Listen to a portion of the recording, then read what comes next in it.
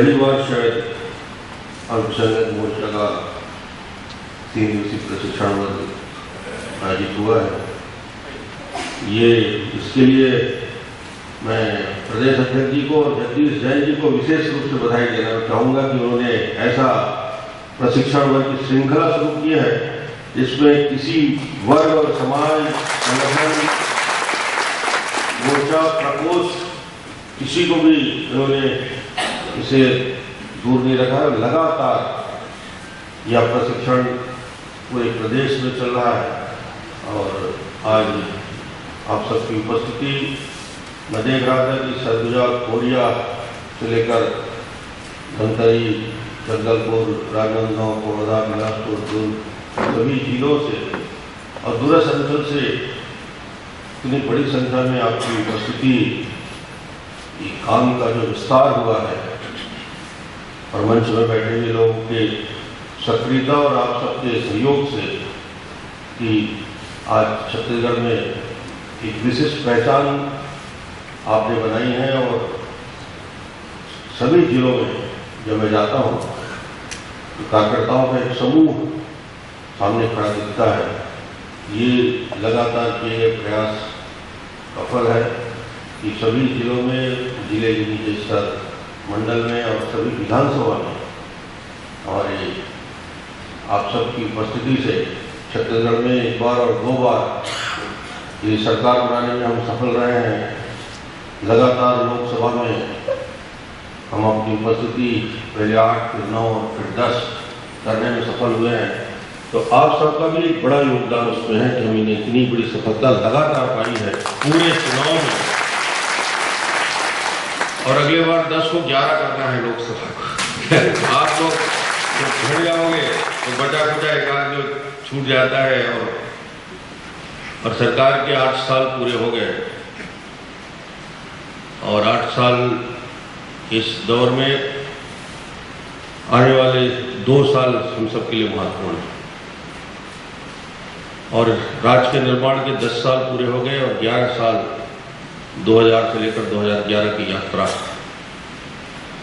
किसी राज्य के निर्माण के साथ जो मूलभूत उस राज्य सरकार की आवश्यकता होती है या एक राज्य के निर्माण के पीछे जो कल्पना इस देश के प्रधानमंत्री उस समय के माननीय अटल बिहारी वाजपेयी जी ने, अडवाणी जी ने जिस कल्पना को देखकर एक नया राज्य का निर्माण किया कि संसाधनों से भरा हुआ ये छत्तीसगढ़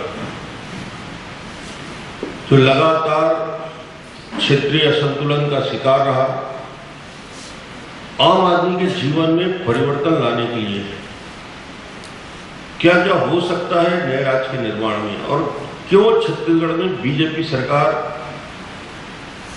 राज्य के निर्माण के 3 साल बाद आई और 8 साल काम करने के बाद हमारे सामने एक प्रश्न आता है फिर तीसरी बार क्यों, दूसरी सरकार क्यों नहीं, भारतीय जनता पार्टी ही क्यों। ये प्रश्न हमेशा आपके पास आएगा, गांव में जाएंगे, शहरों में जाएंगे, होटल में, पान ठेला में, क्यों यही सरकार, परिवर्तन क्यों नहीं। मूल कार्यकर्ताओं से यही प्रश्न हमेशा पूछा जाता है पर कार्यकर्ता के पास इसका जवाब तैयार रहता है। हमारे कार्यकर्ता काफी मजबूती से अपनी बात रखते हैं मगर जब हम इस बात को जवाब देने के लिए खड़े होते हैं पहला जवाब हमारा ये रहता है कि छत्तीसगढ़ वो चाहे समाज के सभी वर्ग हो, उन सभी वर्गों के साथ जितनी विविधता छत्तीसगढ़ में है, जितने अलग अलग प्रकार के जाति, पंथ, समाज के लोग हैं, बस्तर का एक अलग नेचर है, सरगुजा का एक अलग नेचर है, मैदानी क्षेत्र का एक अलग स्वभाव है और 1,34,000 स्क्वायर किलोमीटर क्षेत्रफल का विस्तार इतना बड़ा है कि आबादी में जरूर हम 2 करोड़ 40 लाख हैं मगर क्षेत्रफल की दृष्टि से आज दुनिया के, हिंदुस्तान के 9वें बड़े राज्य हैं। क्षेत्रफल बहुत बड़ा है मगर इस 10 साल में हमने क्या पाया, क्या खोया और क्यों भारतीय जनता। आप ये कह सकते हैं कि 10 साल में हिंदुस्तान के बाकी राज्यों की तुलना करें और छत्तीसगढ़ के निर्माण के शुरू के 3 साल याद करें कि पहला 1 साल, 2 साल और 3 साल 2001, 2002 और 2003 छत्तीसगढ़ के आम आदमी की सोच क्या थी, व्यापारी की क्या सोच थी, मजदूर की क्या सोच थी, एक शिक्षक का क्या सोच थी, व्यापारी से लेकर किसान की क्या सोच थी, और 2000 से 2003 क्या वातावरण था छत्तीसगढ़ में। 3 साल के अंदर छत्तीसगढ़ के निर्माण के साथ ये भावना विकसित होने लगा कि छत्तीसगढ़ क्या इसलिए बनाया गया है कि छत्तीसगढ़ में वर्ग, कौम, जाति के आधार पर विभाजन की रेखा खींच दी जाए और छत्तीसगढ़ में वर्ग से जाति के आधार पर बातचीत शुरू हो जाए। छत्तीसगढ़ में लोग इन्वेस्ट करना सुरक्षित महसूस करते हैं। कोई भी व्यक्ति उस दौर में छत्तीसगढ़ में अपने आप को असहज महसूस करता था और इस 7 साल 8 साल की यात्रा में उस सारी धारणाओं को समाप्त करके जाति, पंथ, समाज, कौम के बीच में एकता ही नहीं आया। आज छत्तीसगढ़ हिंदुस्तान का सबसे बेहतर और सबसे सुखी राज्य की श्रेणी है कि यहाँ कभी सांप्रदायिकता या सांप्रदायिक दंगे की बात ही नहीं होती। दंगे होने की तो बात ही छोड़े। यहाँ ईद, बकरीद, होली, दिवाली, बाकी राज्यों में तनाव होता है, डरते हैं लोग। यहाँ तो ऐसे गले मिलते हैं जैसे पता ही नहीं चलता कि कौन हिंदू है कौन मुसलमान है। एक दूसरे के पर्व में समरसता का भाव जो छत्तीसगढ़ में है, देश में उदाहरण है। जब मैं उत्तर प्रदेश जाता हूँ, मैं जब दिल्ली जाता हूँ, मैं हरियाणा जाता हूँ, वेस्ट बंगाल में गया था, तो मैंने कहा तुमको सीखना है तो कहीं मत जाओ, दोनों कौम के लोग छत्तीसगढ़ में आके देख लो तो सारी चीज भूल जाओगे। कैसे भाईचारा, परस्पर विश्वास, और बिना विश्वास के दुनिया में कोई काम नहीं होता। राज्य का निर्माण हो, विकास की बात हो, तरक्की की बात हो, भवनों की बात हो, ये सब अलग है। और इसकी फाउंडेशन क्या है? फाउंडेशन होता है भरोसा, विश्वास, राज्य के प्रति, सरकार के प्रति, सरकार में जो बैठे हुए मुख्यमंत्री या मंत्रियों के प्रति, या जो काम करने वाली हमारी टीम है उसके प्रति। और ये आपस का विश्वास किसी के लिए सबसे बड़ी ताकत होती है और छत्तीसगढ़ की सबसे बड़ी ताकत है कि हम इसको मजबूत बना के रखे हैं। और इसकी मजबूती की वजह सिर्फ एक पक्ष नहीं है, दोनों पक्ष। और आज छत्तीसगढ़ में 32% ट्राइबल पॉपुलेशन है, 12% कास्ट का पॉपुलेशन है, अन्य लोग भी बड़ी संख्या में यहाँ हैं। उसके बाद भी इस 10 साल में कभी छत्तीसगढ़ में कोई ऐसी परिस्थिति नहीं आई कि हमें या प्रदेश के बैठे हुए लोगों को चिंता का विषय हो। तो एक उदाहरण तो यह है। दूसरा कि छत्तीसगढ़ में क्या हम जाति, पंथ, समाज के आधार पर निर्णय लेते हैं? छत्तीसगढ़ में हमने निर्णय लेने की प्रक्रिया जब मुख्यमंत्री के नाते प्रारंभ की तो सबसे पहला विषय रहा कि समाज को बहुत ज्यादा विभाजित करके देखने की जरूरत नहीं है। समाज को 2 हिस्सों में देखने की जरूरत है। समाज का वो हिस्सा जो सबसे ज्यादा पीछे है, सबसे ज्यादा शोषित है, सबसे ज्यादा गरीब है। और पंडित दीनदयाल उपाध्याय जी के शब्दों में कहें तो अंत्योदय, जो सबसे आखिरी श्रेणी में बैठा हुआ व्यक्ति है, अंत्योदय की कल्पना को साकार करने का काम कैसे हो सकता है? तो उसमें हमने सारे आधार को तोड़ दिया और एक आधार हमने किया कि बिलो पॉवर्टी लाइन, गरीबी सीमा के नीचे रहने वाला सभी जात, सभी पंथ, सभी समाज के लोगों को वही सुविधाएं दी जाएगी जो गरीबों को दी जानी चाहिए। तो बीपीएल को हमने मापदंड रखा, इसमें सामाजिक आधार को खत्म करके। तो गरीब में हिंदू भी आ सकता है, मुसलमान भी आता है, सिख भी आता है, ईसाई भी आता है, पारसी भी आता है। उस श्रेणी के लोगों को यदि हम मदद करते हैं, 45% लोग, यदि उनके जीवन में परिवर्तन आता है, उनके लिए यदि योजनाएं बनती हैं, वो चाहे चावल की योजना हो, नमक की योजना हो, उनके विकास के लिए योजना है, गरीबों के लिए उनके हृदय के ऑपरेशन की योजना हो, संजीवनी में उनके इलाज की व्यवस्था की योजना हो, 30,000 रुपये के स्मार्ट कार्ड की योजना हो, उनके मूलभूत शिक्षा में, स्वास्थ्य में और उनके जीवन में परिवर्तन आने के लिए योजना है। तो सभी योजनाओं का केंद्र बिंदु हमने बनाया कि गरीबी सीमा के नीचे रहने वालों को यदि लाभ दिया जाता है तो ये सारी समस्याओं का समाधान हो जाएगा। इसको मिल रहा है कि नहीं? और उसके बाद जो किसान है, जो छत्तीसगढ़ के मूल, जो छत्तीसगढ़ की अर्थव्यवस्था में जुड़ा हुआ है, उनके लिए बेहतरी का उपाय क्या हो सकता है? प्रश्न फिर उठेगा क्यों बीजेपी? तुलना करेंगे हम अपने दूसरे राज्यों से कि छत्तीसगढ़ के निर्माण और छत्तीसगढ़ के निर्माण के बाद छत्तीसगढ़ कहाँ खड़ा था। आज यदि छत्तीसगढ़ अलग नहीं हुआ होता तो 32 लाख गरीबों को 1 रुपया किलो या 2 रुपया किलो चावल नहीं मिल सकता था। यदि छत्तीसगढ़ का निर्माण यदि नहीं हुआ होता तो जिन योजनाओं को हमने छत्तीसगढ़ के अंदर जमीन पे उतारने का प्रयास किया है, उन योजनाओं को बाल हृदय योजना से लेकर संजीवनी योजना से लेकर छत्तीसगढ़ की विकास योजनाओं का क्रियान्वयन नहीं हो सकता था। छत्तीसगढ़ और मध्य प्रदेश का विभाजन के बाद जो छत्तीसगढ़ के निर्माण के समय 2000 में जो हमारा प्रति व्यक्ति आमदनी थी, पर कैपिटा इनकम जिसको कहते हैं, वो 10,000 रुपया था और आज छत्तीसगढ़ के निर्माण के 10 साल पूरे हुए हैं तो प्रति व्यक्ति आमदनी 10,600 से बढ़ के 40,000 रुपया हो गया है। ये छत्तीसगढ़ के विकास की कहानी कहता है। मध्य प्रदेश में जब थे और छत्तीसगढ़ में का निर्माण नहीं हुआ था तो प्रति व्यक्ति बिजली की खपत 600 यूनिट था। आज वो बिजली की प्रति व्यक्ति बिजली की खपत 600 यूनिट से बढ़ के 1560 यूनिट हो गया है। देश में सबसे ज्यादा बिजली की खपत हम करते हैं।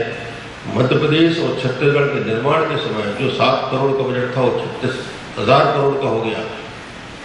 ये सारी बातें इसलिए जरूरी है कि आज दूसरे राज्यों से तुलना करें। हम ये नहीं कहते कि हम ये कर रहे हैं वो कर रहे हैं। आप बिहार चले जाए, आंध्र प्रदेश चले जाए, मध्य प्रदेश चले जाए, झारखंड चले जाए, उड़ीसा चले जाए, जो पड़ोस के राज्य। आप लोग भी किसानी करते हैं, किसानों गांव में रहते हैं। हिंदुस्तान का कोई राज्य ऐसा नहीं है जो आसपास में है जो किसानों के द्वारा उत्पादित होने वाले 100% धान की खरीदी कर सके। अकेला छत्तीसगढ़ है जो किसानों के 36 लाख मीट्रिक टन 5,600 करोड़ का हम पैडी प्रोक्योर करते हैं, पूरे धान खरीदी करते हैं। 9,40,000 किसानों को चेक से पेमेंट करते हैं। बोनस भी है तो चेक से देते हैं, कोई कैश उसमें नहीं होता। यदि मध्य प्रदेश में हमारा विभाजन नहीं होता तो हमारी स्थिति भी आज वही रहती जो अन्य राज्यों की है। उस विकास की दिशा में हम आगे नहीं बढ़ सकते, क्योंकि आर्थिक हमारी हालत ये थी कि जब मध्य प्रदेश का हिस्सा छत्तीसगढ़ था तो हर साल छत्तीसगढ़ के कोटे में पंप कनेक्शन के पूरे छत्तीसगढ़ का कोटा 1500 से लेकर 1,000 पंप के कनेक्शन मध्य प्रदेश में थे तो छत्तीसगढ़ को मिलता था 1,000-1,500, यानी पंप लगते ही थे। इसी रफ्तार से यदि छत्तीसगढ़ का निर्माण नहीं हुआ होता तो हमें सिर्फ 8,000 2000 से 2010 आते आते 15,000 पंप के कनेक्शन छत्तीसगढ़ में लग पाता। और आपको आश्चर्य होगा कि राज्य के निर्माण के समय जो 65,000-60,000 पंप कनेक्शन थे आज बढ़ के 2,70,000 पंप कनेक्शन हो गए हैं। ये 15,000 पंप कनेक्शन के अगेंस्ट में 2 लाख पंप कनेक्शन इसलिए लगा पाए कि हमारा राज्य अलग हुआ और हम आत्मनिर्भर हो गए। आज अकेले बिजली के उत्पादन के लिए जो हम बड़े बड़े बिजली के उत्पादन के लिए 1,500 मेगावाट के जो पावर प्लांट हमारे बन रहे हैं, और ट्रांसमिशन के लिए जो बड़ी बड़ी लंबी लाइन ऊंची ट्रांसमिशन की 440, 300 और 220 और 131 की बन रही है, और डिस्ट्रीब्यूशन जो छोटे छोटे आपके ट्रांसफार्मर लगते हैं, लाइन लगता है। डिस्ट्रीब्यूशन में, ट्रांसमिशन में और जनरेशन में छत्तीसगढ़ के आने वाले 3 साल में ही 18,000 से 19,000 करोड़ हम लगाने वाले हैं ताकि आखिरी गांव तक बिजली पहुंच सके और लोगों को वोल्टेज के साथ ऊर्जा मिले। ये ताकत इसलिए बनी कि छत्तीसगढ़ नया राज्य के रूप में विकसित हुआ।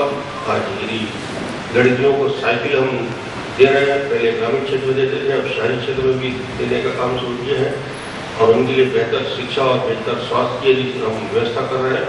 इन सारी योजनाओं को इसलिए बता रहा हूँ, सलीम ने और बाकी ने तो बताया होगा कि वो कोड और बाकी क्या कहते हैं बता दिए, तो ये तो बताएंगे कि क्या क्या सुविधाएं राज्य सरकार की तरफ से उपलब्ध होती है और कैसे हमारे लोग पूरे छत्तीसगढ़ में घूम के काम करते हैं। मगर राज्य सरकार में 3 उसके कंपोनेंट होते हैं किसी सरकार के लोगों के बीच में रहने का मकसद। एक शांति, सद्भाव और विकास। विकास में यदि तनाव हो, टेंशन हो, तो कोई विकास से कोई लेना देना नहीं होता। बकरे को यदि शेर के पिंजरे में बगल में डाल दो तो जितना भी खिलाओगे मोटा नहीं हो सकता, चाहे जितना उसको अच्छी अच्छी चीज खिलाएंगे। वो बकरा को देखता रहेगा तो कब तक वो अपना उसको कितना भी खिलाए। पहली चीज होती है मानसिक शांति, दूसरा चीज होता है विश्वास से ये डेवलप होता है। तीसरी बात, आने वाली पीढ़ी के लिए हम क्या सौंप के जा रहे हैं, सरकार के ऊपर क्या कल्पना और क्या दायित्व था, और हमारे अंदर जो आज जिस पीढ़ी के हम लोग हैं, हम आने वाले छत्तीसगढ़ की कल्पना को साकार करने के लिए कैसे लोगों के हाथ में सत्ता का संचालन और सत्ता का बागडोर सौंप रहे हैं और सौंपे हैं, और सामने कौन लोग हैं, उनकी मंशा क्या है, उनकी सोच क्या है, और राजनीति और सत्ता के लिए किसी हद तक कोई व्यक्ति कॉम्प्रोमाइज कैसे कर सकता है। ये मूल बातें हैं जिसके बारे में आम आदमी चिंता और सोच करता है। सड़क, पुलिया, स्कूल, अस्पताल, इंफ्रास्ट्रक्चर तो बहुत बन जाएगा, बहुत बन रहा है, बनता रहेगा, उसके लिए कोई बहुत बड़ी बात नहीं होती। पर विश्वास का जो नींव होता है, विश्वास की जो बात पड़ती है, उस विश्वास को अर्जित करने के लिए हजारों हजार कार्यकर्ताओं को मेहनत और तपस्या करनी पड़ती है। उनकी party, Bharatiya Janata party, doctor Shyama Prasad Mukherjee और दीनदयाल उपाध्याय जी की बात और उनकी कल्पना को शुरू करके अटल जी और आडवाणी जी के नेतृत्व में जिस पार्टी ने स्वरूप लिया और राज्य का निर्माण हुआ, आज नितिन गडकरी जी के नेतृत्व में उस राज्य को और उस पार्टी को विकसित करने की श्रेणी में कल क्या होगा, ये प्रश्न मेरे सभी कार्यकर्ताओं के सामने जो यहाँ बैठे हैं कि भारत का भविष्य क्या है, छत्तीसगढ़ का भविष्य क्या है, राजनीतिक दृष्टि से भारतीय जनता पार्टी और कांग्रेस का क्या भविष्य है, ये हर छोटा कार्यकर्ता इसकी विवेचना करता है कि मैं जिस राजनीतिक दल में काम कर रहा हूं उस राजनीतिक दल का आज क्या है, कल क्या है और कल क्या होगा। नए सदस्य आता है, वो तीनों चीज को देखता है, सोचता है, विचार करता है, फिर राजनीतिक दल में काम करता है। बुनियाद यदि सिद्धांतों में और ठोस आधार पे हो, इन तीनों बातों का जवाब मिलता है कि आज कांग्रेस के 1947 से लेकर इस यात्रा में और कांग्रेस जन्म के समय आज दौर से कांग्रेस गुजर रहा है।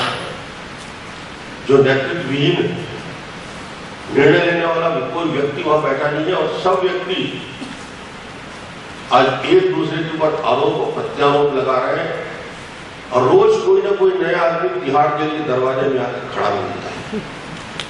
और ये मैं नहीं कहता, मुझे लोग बोलते हैं कि अगली बार इसकी है, कभी बोलता है ये जाने वाला है। तिहाड़ जेल में पूरा कैबिनेट के लिए जगह बनने की स्थिति बन जाएगी। उसमें लोग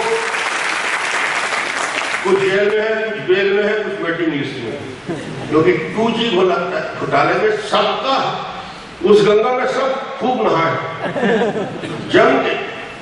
अब आ रहा है मौका, अब राजा सबका बाजा बजा रहा है। राजा बोलता है मैं अकेला नहीं खाया हूं, माखन और लोग खाए हैं, मुझे कारागार में डाल दिया। अब मैं बताऊंगा कि किसने किसने कितना कितना मटकी से मक्खन खाया है। मेरे मुंह में लगा था, मेरे को जेल डाल दिया, जो मुंह साफ कर लिए थे वो पकड़ में नहीं आए। अब मैं बताऊंगा सुप्रीम कोर्ट में जाके कि बेटा कौन कौन हो, सब हुआ वो एक एक करके तलवाड़ी से लेकर राजा, राजा के बाद महारान से लेकर अभी चिदम्बरम जी अंदर ही अंदर खफा है, इस्तीफा देने की बात आ रही है, घबराए हुए हैं, डरे हुए हैं। बड़ेरा का नाम आ रहा है, पता नहीं कितने लोग इस 2G में जाने वाले हैं। यानी पूरी पार्टी में बदहवास की स्थिति है, कोई इधर भाग रहा है, कोई इधर भाग रहा है, कोई निर्णय लेने की स्थिति में कोई नहीं है।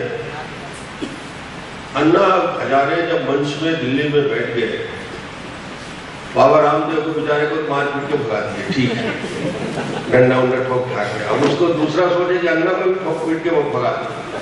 पर अन्ना के पीछे कौम खड़ी इसलिए हुई कि लोग, दिल्ली और देश के लोग बढ़ती हुई महंगाई से नहीं, महंगाई तो ठीक है, तो पेट्रोल की कीमत एक साल में 8 बार बढ़ जाए तो कांग्रेस के नेताओं को, दिल्ली में बैठे हुए लोगों के चेहरे में सिकन ना आए, डीजल और गैस का भाव यदि 600-700 रुपया होने की तैयारी हो और इन नेताओं के चेहरे में शिकन ना आए, इसको भी लोग बर्दाश्त करते हैं।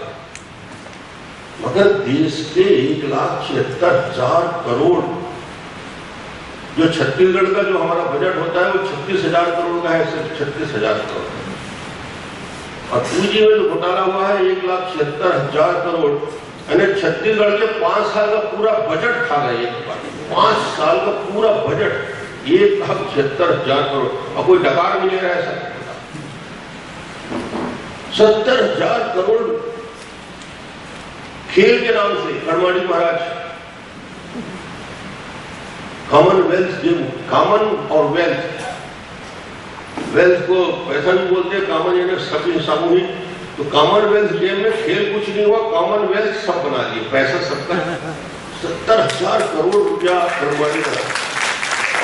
तो कोई इस देश में, और मनमोहन सिंह जी प्रधानमंत्री हैं, ऐसे प्रधानमंत्री हैं, ना सोचते हैं, ना निर्णय लेते हैं, ना किसी को आदेश करते हैं, सिर्फ जय माता की, ऐसा थोड़ी चलेगा।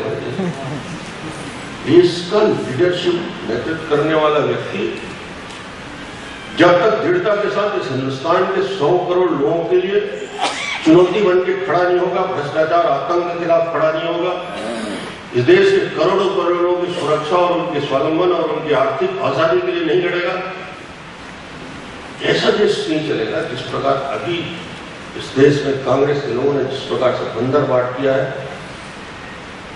एक अजीब दौर से गुजर रहा है।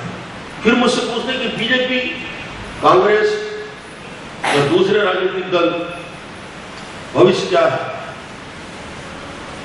जिस प्रकार से महंगाई, जिस प्रकार से भ्रष्टाचार, जिस प्रकार से इस देश में कांग्रेस के कुशासन में लोगों के मन में आक्रोश है, भय है, आप ये सुनिश्चित मानिए कि आने वाले चाहे उत्तर प्रदेश के चुनाव हो, उसके बाद के दूसरे चुनाव हो और आने वाले समय में लोकसभा चुनाव हो, इस कांग्रेस को जो इतिहास के सबसे खराब दौर से गुजर रहा है और देश उनके नेतृत्व में जो सबसे ज्यादा पीड़ाजनक स्थिति में है, मैं आपको विश्वास पूर्वक कह सकता हूं कि आने वाला कल कांग्रेस पूरी तरीके से दिल्ली से सफाया होगा। भारतीय जनता पार्टी के नेतृत्व में निश्चित रूप से मजबूत और स्थायी सरकार दिल्ली में बनेगी।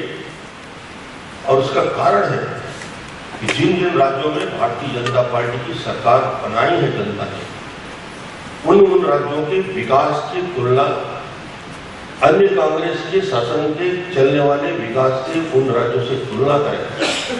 छत्तीसगढ़ को, मध्य प्रदेश में जो काम हो रहा है, गुजरात में जो काम हो रहा है, बिहार में भारतीय जनता पार्टी और नीतीश कुमार की सरकार जो काम कर रही है, उत्तरांचल में जो काम हो रहा है, नीचे कर्नाटक में जो डेवलपमेंट के लिए नई योजनाओं का जन्म हुआ, इन सारी योजनाओं में जितने भी भारतीय जनता पार्टी की सरकार और उससे मिले जुली सरकार है, वहाँ का विकास और दूसरे राज्यों में जहाँ कांग्रेस की सरकार है उसकी भी लोग तुलना कर रहे हैं, केंद्र के सरकार की योजनाओं की भी तुलना कर रहे हैं, उनके लीडरशिप की भी योजना कर रहे हैं, क्योंकि कांग्रेस के अंदर एक विकल्पहीन स्थिति में आज कांग्रेस है।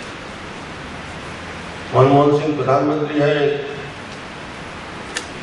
एक युवराज है जिसको बोलते हैं कि भविष्य घोड़े में बैठने को तैयार ही नहीं हो रहा है, जिसके हाथ में, जिसके अंदर एक आत्मविश्वास नहीं है इस देश के 110 करोड़ लोगों का नेतृत्व करने का, ऐसे दौर से कांग्रेस की पार्टी चल रही है।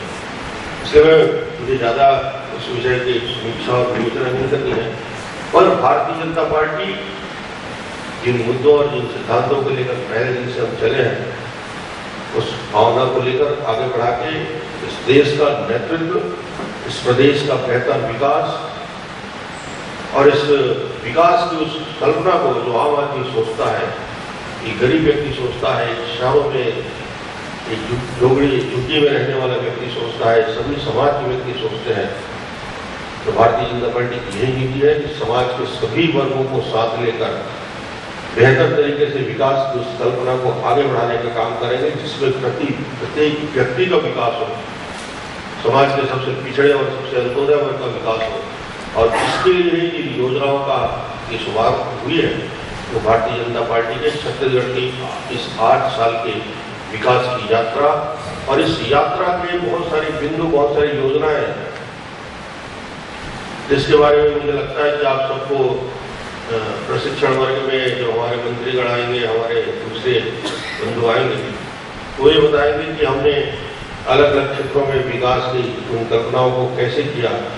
16% ब्याज दर से घटा के किसानों का जो ऋण सहकारी बैंक से मिलता था, जो 15 करोड़ से ज़्यादा मिलता है, उस 16% को कम करके 9%, 9 से 6%, और आज किसानों को सहकारी बैंक से मिलने वाला कर्जा 3% ब्याज दर में हम दे रहे हैं। ये देश में अपने आप में एक पहली सरकार है जो 1500 करोड़ किसानों को ब्याज भी देती है और सिर्फ 3% ब्याज दर देती है। उसमें अभी हमने डेयरी को भी जोड़ा है, पोल्ट्री को भी जोड़ा है, ताकि विकास के लिए उन क्षेत्रों में भी ज़्यादा से ज़्यादा लोगों को इसका लाभ मिले। 6000 यूनिट तक निःशुल्क हम बिजली देते हैं, बिजली के कनेक्शन ज़्यादा से ज़्यादा छत्तीसगढ़ में हो उसकी व्यवस्था होती है। और स्वावलंबन की दिशा में आगे बढ़ाने के लिए शिक्षा को प्राथमिकता देकर, और खासतौर से आप सबसे मैं आग्रह करूंगा कि शिक्षित और शिक्षा के साथ साथ तकनीकी शिक्षा, रोजगार मूलक शिक्षा, इसमें ज़्यादा से ज़्यादा लोगों को जोड़कर स्किल अपग्रेडेशन का हम काम कर रहे हैं।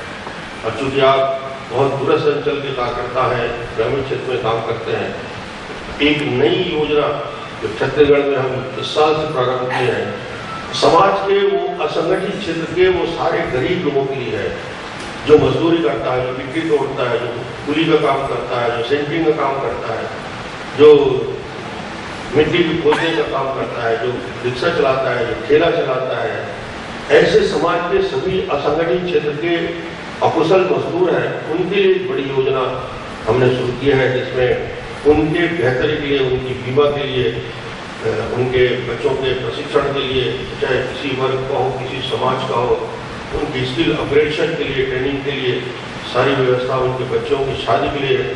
और कन्यादान योजना में पहले 5000 मिलता था, अब उस राशि को बढ़ा के 10,000 कर दिया गया है। मुझे बहुत खुशी है कि इस योजना में सभी समाज के लोग शामिल होते हैं, और आप लोग का भी रायपुर से लेकर बिलासपुर में और धमतरी में सामूहिक शादी का आयोजन जब करते हैं तो इसमें कोई बंधन नहीं है कि किस तरीके से शादी किया जाए। हर वर्ग, हर समाज अपनी रीति नीति और परंपरा से शादी करेगा। सरकार उन गरीबों के लिए 10,000 रुपये सबके लिए दीजिए। सामूहिक विवाह में आप ज़्यादा जोर दीजिए। ऐसी बेटियों के हाथ उनको विदा करने का काम 10,000 रुपये देकर सरकार करती है। तो मुझे लगता है कि अल्पसंख्यक मोर्चा भी इसमें जिला स्तर में, प्रदेश स्तर में हम यदि सामूहिक रूप से इस प्रकार के आयोजन करेंगे तो बहुत सारे परिवारों को हम लाभ कर सकते हैं। उन गरीब परिवारों को लाभ कर सकते हैं। कोई बीपीएल का है, उसको बाईपास कराना है, कोई बच्चा है जिसका कंजेनिटल हार्ट डिजीज है, उसका इलाज कराना है, निःशुल्क होता है, 100% सरकार के खर्चे से। किसी के कटे वोट है, किसी के तालु फटे हैं, किसी के मुस्कान योजना में 100% सरकार के पैसे से उनके इलाज सरकार के माध्यम से होता है।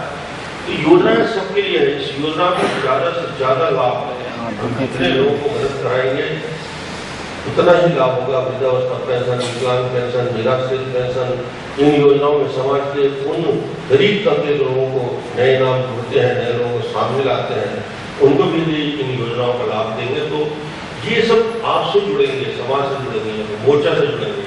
इसलिए बड़े बड़े आयोजन आपके माध्यम से भी हो, समाज के हमारी बेटियों को सामने लाकर उनके बीच शादी की चिंता आप लोग करते हैं, यदि सामूहिक रूप से करेंगे उसका और बड़ा इफेक्ट होगा। बाकी तो हज यात्रा में और दूसरे यात्रा में छत्तीसगढ़ में एक सिस्टम डेवलप हो गया है जो अपने आप में बहुत ही बढ़िया है कि प्राथमिकता के आधार में लॉटरी के द्वारा लोगों का चयन होता है।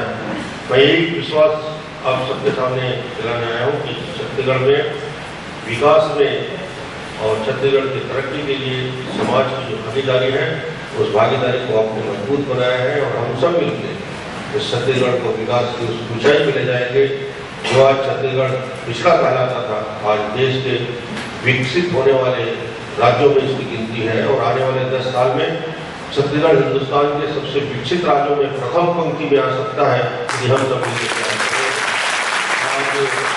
एक बार फिर मेरी बहुत बहुत शुभकामना। वर्ग से आप सीख के जाएं, भारतीय जनता पार्टी को समझे, लोगों को समझाएं और ज़्यादा से ज़्यादा समाज की महिलाओं की भागीदारी, बहनों की भागीदारी भी इसमें बढ़ाएं, समाज के सभी वर्ग को साथ में लेकर काम करें। तो मैं एक बार फिर आप सबका इस वर्ग में आने के लिए, जगदीश जी को मुझे बुलाने के लिए, मैं 2 दिनों में काफ़ी इधर उधर कार्यक्रम में व्यस्त था, पर जगदीश जी ने आग्रह किया और प्रदेश अध्यक्ष जी ने और राम प्रताप जी ने कि प्रशिक्षण वर्ग में आपको आना है, तो मुझे अवसर मिला कि मैं आपके बीच आके सरकार की योजनाओं के बारे में कुछ बातें और देश और वर्तमान परिस्थिति के बारे में कुछ बातें जो मेरे मन में थी उसको रखा। आप सबको बहुत बहुत शुभकामना, बहुत बहुत धन्यवाद।